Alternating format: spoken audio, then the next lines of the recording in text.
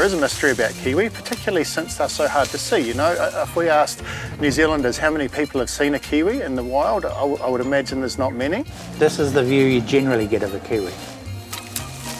Kiwi are nocturnal. They are only active at night time, which makes it even harder for us to see them. Their eyesight's pretty poor and their eyes are really small, but their hearing is pretty sharp and their sense of smell is also really, really highly developed. Kiwi can actually live for a very long time, potentially around 50, 60 or 70 years of age.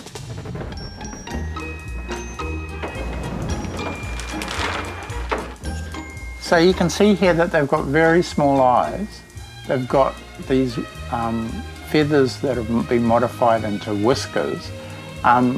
But probably the most remarkable feature is the fact that their nostrils aren't here, they're here. The one problem with this design is that if they're sticking into mud, the nostrils get blocked by the mud. So if you're in the forest at night, you can actually hear them exhaling through their nostrils. The funny thing about the kiwi being a national bird is the fact that it's actually on the emblem of the Air Force. And I think that sort of highlights the ironic nature of a national bird, really. I've always loved kiwi. They're understated, so they're not really obviously amazing, but once you get to know them, you realise how special they are.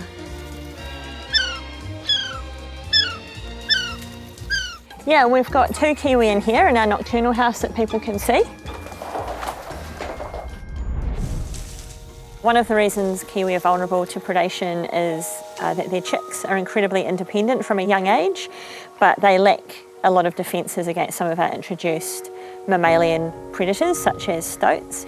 The other reason kiwi are really vulnerable to predation is they lack the breastbone and breast muscle that a lot of birds do. So things like dogs are incredibly dangerous for kiwi. All a dog has to do is pick a kiwi up and the likelihood is it will die just from crush injuries around its chest.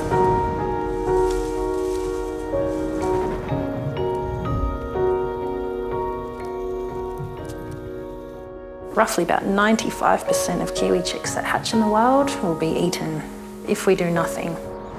We are a public-private partnership with the Department of Conservation, looking to incubate and hatch the world's rarest kiwi, the rowie. At the moment, we've got 2 kiwi downstairs that we are raising, 1 rowie and 1 haas-tokoeka. So I'm going to wake up our little haas-tokoeka.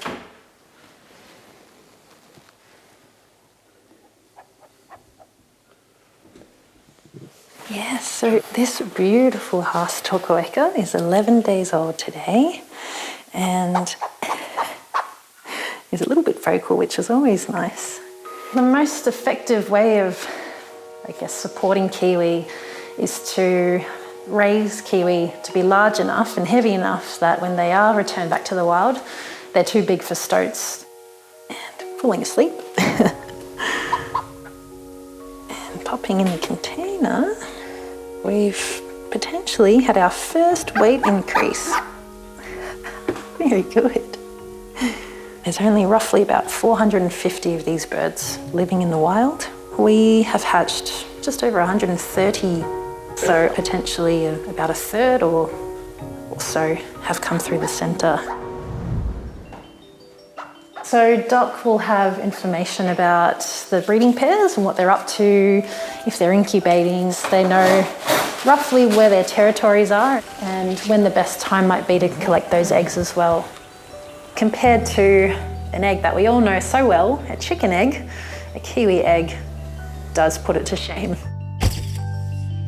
Kiwi chicks hatch really well developed, covered in feathers, with fairly capable legs, and they don't need mum and dad because they have a huge belly with yolk that supplies them for about 10 days. So we have our little rowie. This is a beautiful rowie kiwi. 15 days old today. In a fairly recent estimate of the population of rowie, there's potentially 600 rowie living in the wild.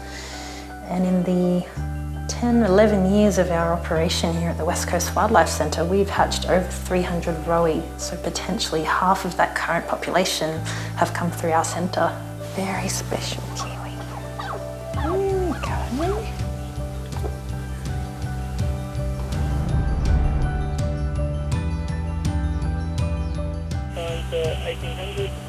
Okay, going to release.